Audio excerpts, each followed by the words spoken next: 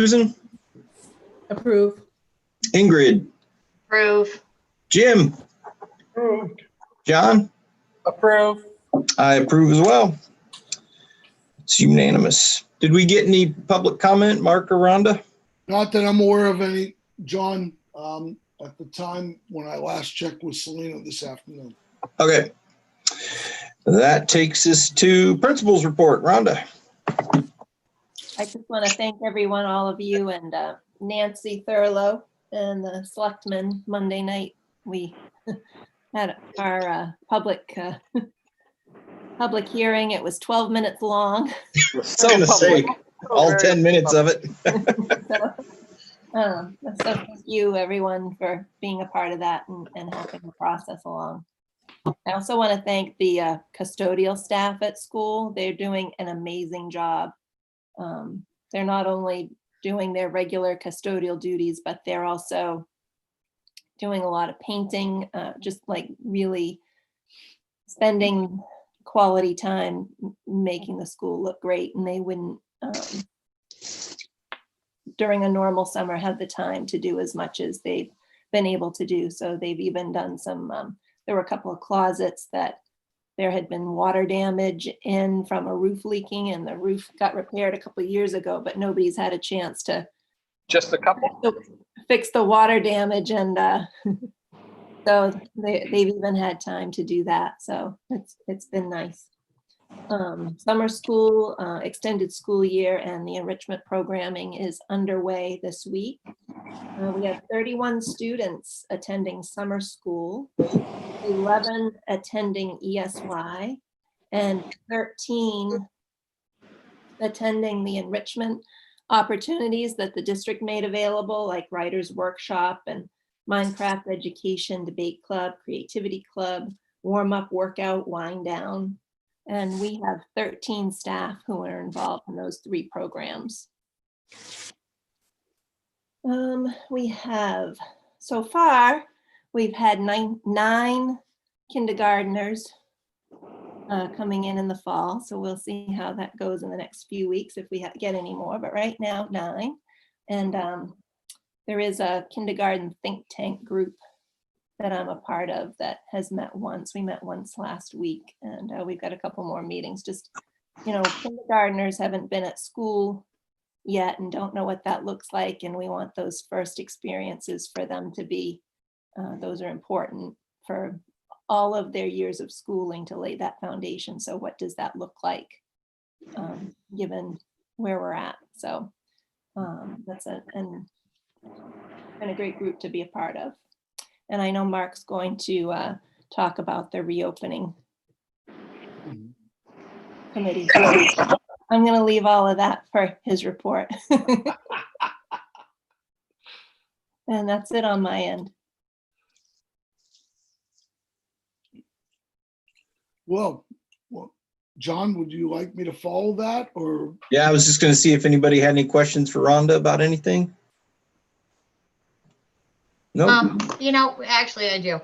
Yeah.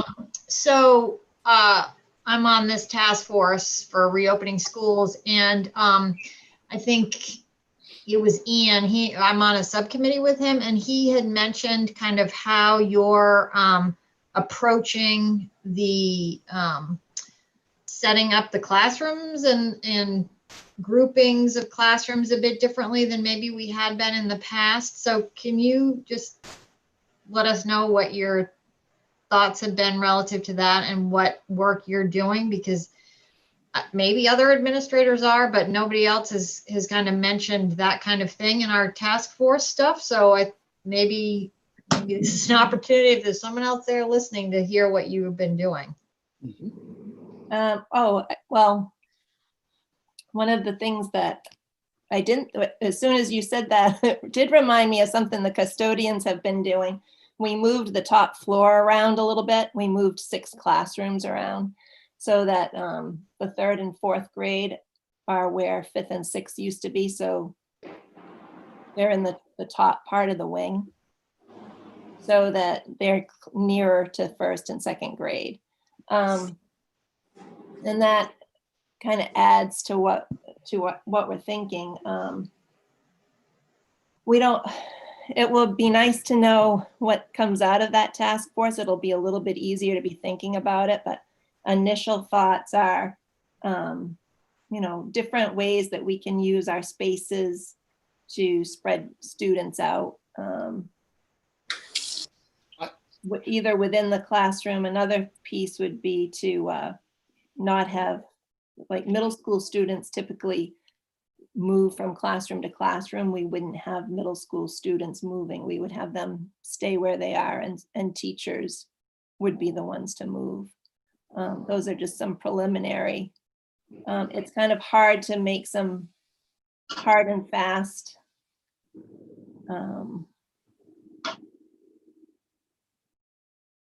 plan without really knowing what it's going to look like. I can expand a little bit. That might show a little light, because Rhonda's dead on. It's really hard, if you're flying in the blind. If I may, that cascades in a little about our safe return to school. First, let me give you the 10,000-foot view philosophy. Our goal is to have students physically return to our schools for the coming year. And when I say our students, I mean our students, our staff, and our schools. And we're working towards that goal. Obviously, the piece we're fighting with, like everybody, is the unknown impacts of what the virus may or may not do. We're looking at it from the lens of how our communities are operating now. We know that the expectation, or I should say, the vast majority of parents want their children to return to school safely. We believe that's what our staff want. I think, to your question, Ingrid, is that we have to look at how we can incorporate social distancing, using personal protective equipment, using good practices and protocols wisely to make that happen and bring kids back and bring staff back.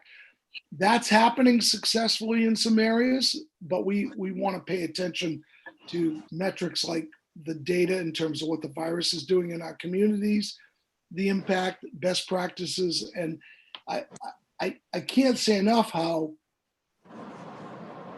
time isn't our friend in terms of vetting all of the information that's coming to us, because we have about 6 weeks to make some recommendations to the school committee. And at the end of the day, I think there are multiple scenarios on the table that could include remote learning, hybrid, which might mean a combination of remote and in-person, or our ultimate goal of full-on return. Those are all scenarios. And then there might be a fourth scenario that incorporates a variation of those. So I don't want to ramble, but I wish I could give people more specifics. I hope to be able to do that within the next couple of weeks. We have a meeting tomorrow night. I think another piece to this that I can share with the communities is that I've asked all of our principals to establish building-based teams. I know Rhonda has the personnel involved in that. And what that means is building-based teams that can take these protocols and these recommendations that will ultimately come to the school committee for approval and say, okay, this is what return to school looks like. And that we have a nurse, we have a guidance counselor and or social worker, we have teachers, we have support staff, we have food service, and we have the building administration who know our buildings and our kids and our communities and the classrooms they're dealing with, how we can return to school in that way safely. We have schools out on Frenchboro with 3 kids in one room, and our high school with 550 kids. And we're going to have to be prepared to do everything in between. So I just want people to know we're working on it, and it's our #1 priority right now. So one of the things from our subcommittee, which is the one that recommended this building-based group, and one of the things that we recognize and hope is happening now and not waiting until 6 weeks from now is that each group needs to be looking at their buildings and what you guys think you can and cannot do, because there's not going to be one size fits all solution to this because the buildings are completely different.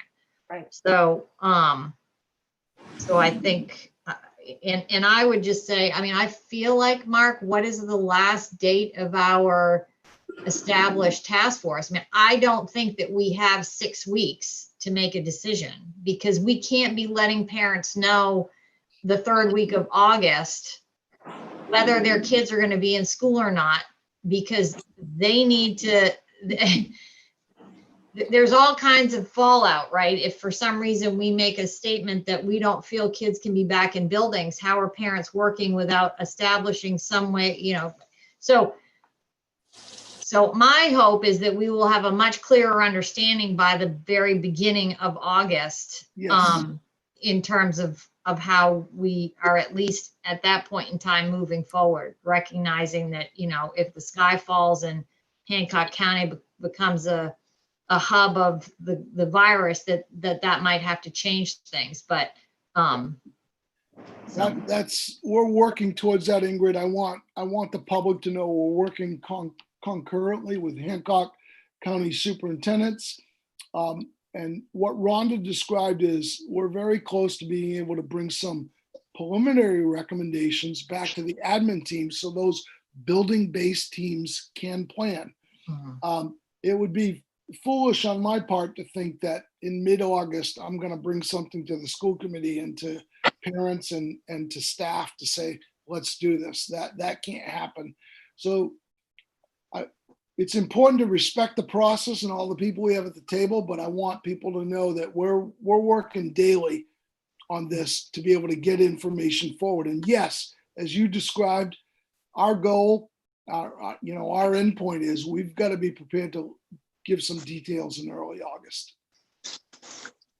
I would also say, I think we need to be open to the fact that we may need to consider working with our associations and with our staff and our boards and our communities, some variations to the calendar that might incorporate some, we talked about this earlier, some front loading of professional development to make sure that we're ready for kids and that the things that we learn through remote learning that we incorporate. So all of those things are on the table as well.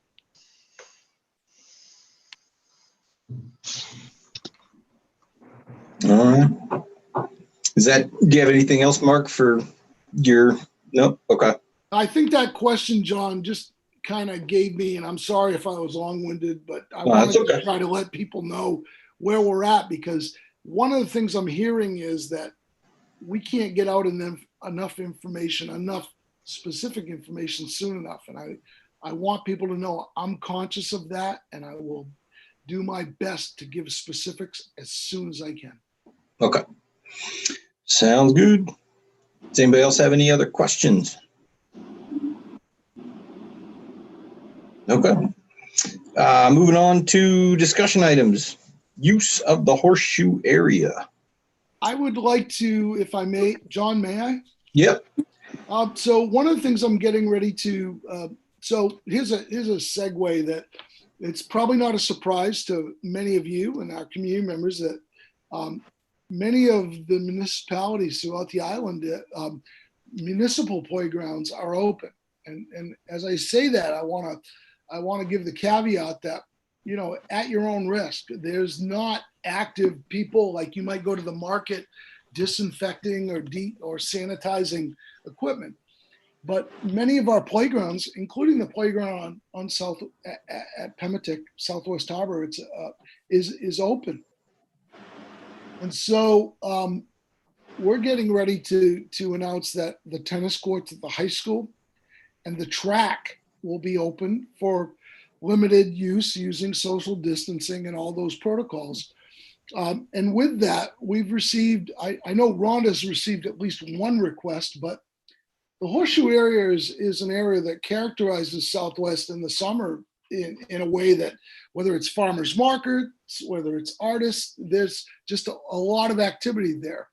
And given the fact that many businesses are operating safely, many public and private entities are operating safely, and it's an exterior, well,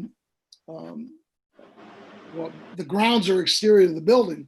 I'd like to recommend that the board consider use of that approved area for use this summer. We're at a point where we know our schools are closed, but we're preparing for their opening safely. And I think this would be a good way to be able to help layer that. Rhonda, I don't know if you want to add anything to that, if you have questions or concerns, but I want to make sure that folks are comfortable knowing that we're trying to work with our community and make sure that we do this safely, but in a way not to compromise our end game of bringing kids back into our buildings and our staff. I would just ask if we're going to open the horseshoe, does that extend to the field? Because I've had one request for the horseshoe and I've had 2 requests for the field. If I may, John, I can respond to that. Yep. I think the field is a different domain. What I would say is I'm working with Bunky Dow and Ian Braun and a whole host of folks with our committee to look at fields. The one thing I want to be careful of is that, if the board approves the use of the horseshoe area, that's a little bit easier to, I don't want to say police, but navigate or manage. If Rhonda's talking about a request, and I'll just throw one out there for use of the field for softball or baseball or softball, I think we want to be really careful about those pieces. If it means a family of 2 or 3 out doing a recreational activity, I think that's different. So we are working towards the reopening and use of our fields, but that's also linked into what we're going to do with athletics and activities, both at the middle level and the high school level, and that's through the MPA. So there's a lot of different pieces. I see this as a staged or process, and I'm not recommending this extend to the field at this time, but specific to the horseshoe area. Ingrid?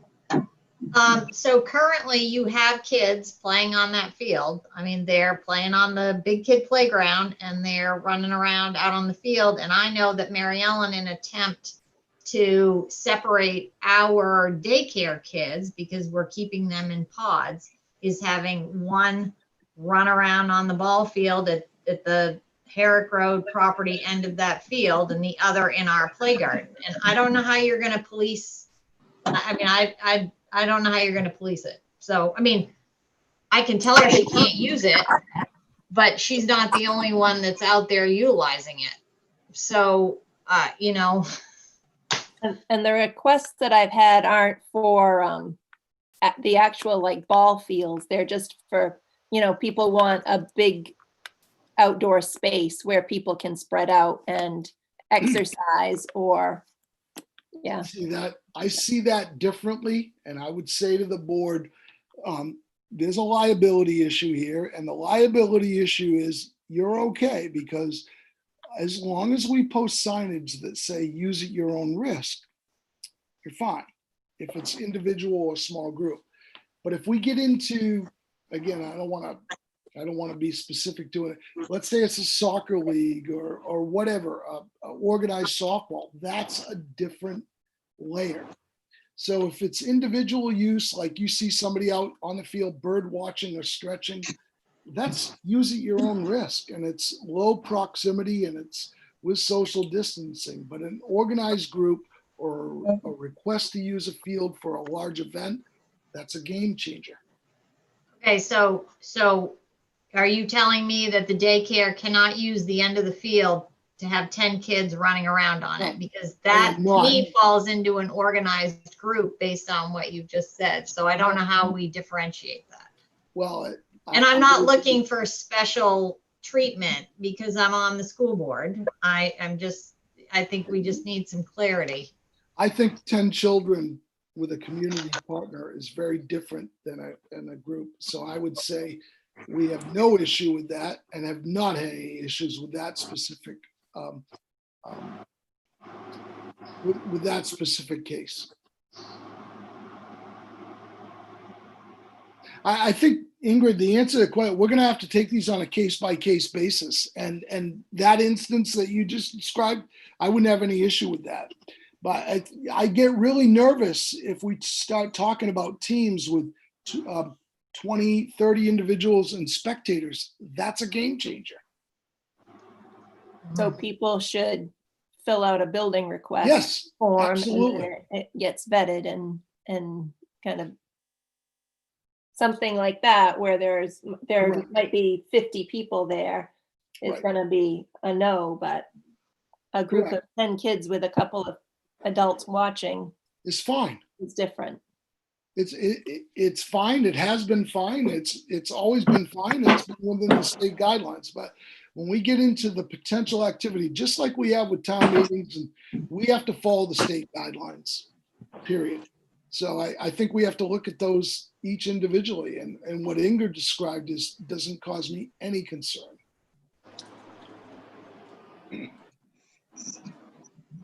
So would we as a board have to take each request individually, or? I think, John, the board can choose to do so, but I think we can handle this administratively. Okay. Sounds good. Did anybody? My purpose in bringing this forward, John, is that we've had a couple of requests. I think they're appropriate. I think we can manage this safely using social distancing and within the state guidelines. And I think it's appropriate to recommend the use of this, but I would not want to do that without the board's permission. Yeah. Does anybody else have any other questions? Do you want us to move approval for Rhonda to be able to make this decision, or should you just the fact that we all nod our heads and say we're comfortable with that is enough? I actually, in this instance, don't prefer you take an action, because our normal protocol, correct me if I'm wrong, Rhonda, has been that Rhonda has vetted these before. And so I think we're maintaining our protocol. This is an awareness and making sure the board's comfortable, and that the board knows that we're still holding the standard of safety, but we're doing that in keeping you in the communication loop and the community. So with the board's permission, this is more making you aware, and that we're going to vet these requests administratively. Okay. Good. Sounds good. Okay. Thank you very much. Yep. Rhonda, with that, I think that request you got from that entity, I would ask you to reach out and for the use of that public space. And I think that's a very appropriate request, and I would support that if you do. Thank you. All right, sounds good. Good. Moving on then to action items. The first one is the authorization for superintendent to hire during the summer months. So moved. Second. Any discussion? It's kind of a standard bookkeeping kind of thing. All right, I'll call the roll. Susan, Approved. Ingrid, Approved. Jim, Approved. John. Approved. I approve as well. Unanimous. The next one is the establishment of school breakfast and lunch prices for 2021 for the school year 2021. My recommendation, John, is to, given the situation we're in with COVID, is to maintain our prices consistent with our current year. So breakfast prices and lunch prices be frozen at current. Okay. Does anybody have any questions? Need a dollar amount for the motion? I got it pulled up here. Okay. Thank you. Breakfast is $1.50 and lunch is $2.85. I move that we maintain prices at $1.50 and $2.85. Second. All right. Any discussion? I'll call the roll. Susan, Approve. Ingrid, Approve. Jim, Approved. John. Approved. I approve as well. Unanimous. Can I just, my battery's about to die, so I'm gonna disappear. Okay. And see all of you as soon as I'm out of quarantine. But, I'll do the minutes based on the recording of the video. Travel Thanks, safe, everybody. John. Okay. Bye. Thanks. Bye. All right. Other business. Does anybody have any other business? Yes, no, maybe. Doesn't sound like it. None that I'm aware of, John. Okay. Public comment? Did any come in the past 30 minutes? If there is, we'll report it out at the next meeting. Sounds good. Future agenda items. Guess clearly we'll have another update regarding the safe return to schools. Can we The, meet in person next time? Yes, if I may, we're going to work towards moving towards return to physical meetings. The first one we're looking at is our trustee meeting at the high school. So we're not sure where that's going to be held, but we're going to use all the social distancing protocols. And yeah, the short answer is that's our goal, as long as the boards are comfortable to return to physical in-person meetings with social distancing. As long as it's warmer than it was last night. Sheesh. Who knew? Who knew? All right. So the meeting, the high school meeting on Monday and the AOS meeting, that is still Zoom, correct? That is. Okay. Okay. And Rhonda, Jim. with the new link. Sorry. Do you have a question, Rhonda? I just wanted to add to the future agenda items that the Conservation Commission had reached out about replacing the 2 elm trees out front. Oh, right. And Ann Ratcliffe had sent me a couple of proposals for that, and she wanted to talk with the school committee. So if we could add that to the next agenda, that would be great. Okay. Can you link those proposals? Have Selena link it to the agenda for next time? Yes. Thank you. All right. Date, time, and place of next meeting to be determined. Yes, sir. I guess that is it.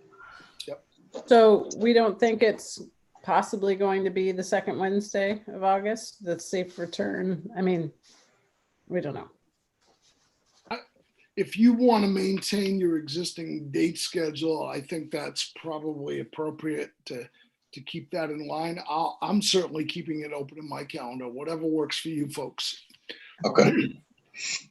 That sounds good. I guess we can, The 12th. Penciled in. Yep. penciled in if we need it. If we don't, we don't. So that's the 12th, Susan, you said? Yep. 12th at 5 o'clock. Okey doke. I think that is calling for a motion to adjourn. So moved. So moved. Thank you.